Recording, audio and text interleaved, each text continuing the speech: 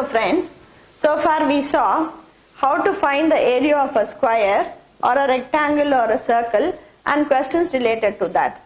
So sometimes you may get questions related to pathways also. Suppose there is a square field or a rectangular field. So what will be the pathway, area of the pathway outside the square or inside the square, or if it is a rectangle, outside or inside the rectangle.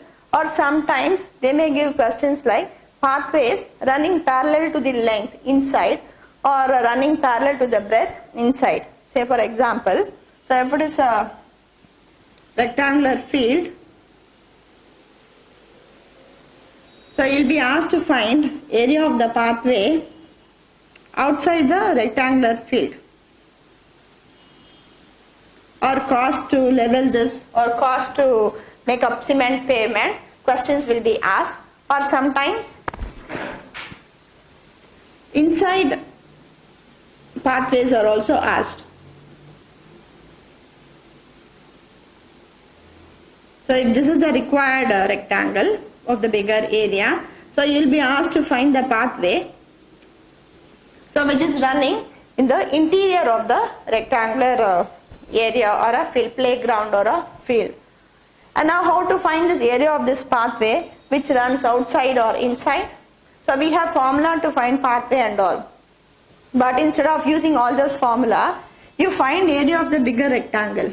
So whether it is inside or outside, find the area of a bigger rectangle and area of the smaller rectangle. Suppose bigger rectangle it is A and smaller rectangle area is small a. So subtracting the areas, we get the area of the pathway. So if it is a square, we use a square to find area of the bigger square. So if it is a rectangle, we use length into breadth to find area of the rectangle.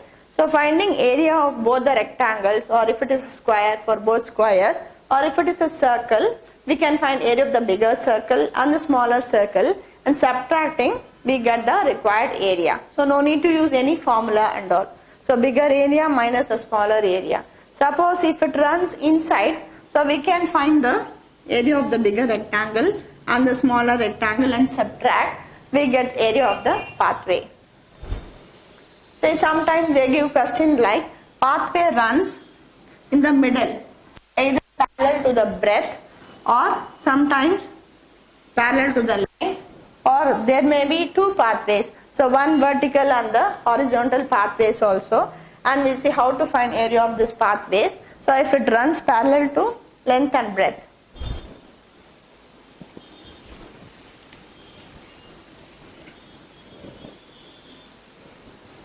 See, suppose there is a rectangular playground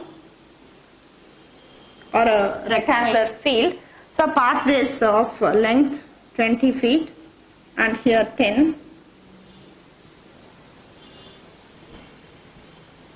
So we'll take as 15.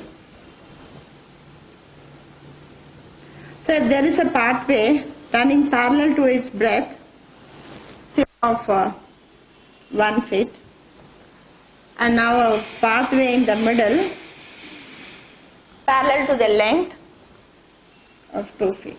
Now what is area of this pathways? So here the pathway which runs parallel to the breadth and the length, this is also a rectangle where it has length equal to 20 and breadth is 2. So we can find area of the horizontal pathway as length into breadth. So length here it is 20, 20 into 2. So we get area of this rectangular, so vertical pathway, and for the parallel one, so which is parallel to the breadth, so here this length is 15 of width 1. So we find area of this, so it is 15 into 1. So by adding this we get area of this pathway. So but here this portion, so we have repeated twice. So subtracting the area which has been repeated, we get the required pathway. And what is area of this rectangle? So here this length is 2 and breadth is 1. So minus 2 into 1. So we get the area of this intersecting pathways. So which is 40 plus 15 minus 2. So it is 55 minus 2, it is 53 square feet. So area of the pathway, so just it is another rectangle. So we can use the formula for area of a rectangle, length into breadth. So adding this both areas and subtracting the intersecting part, we get area of the pathway. And now we'll see a few examples where questions are related to pathways which runs around outside or inside the rectangular or square or circular fields.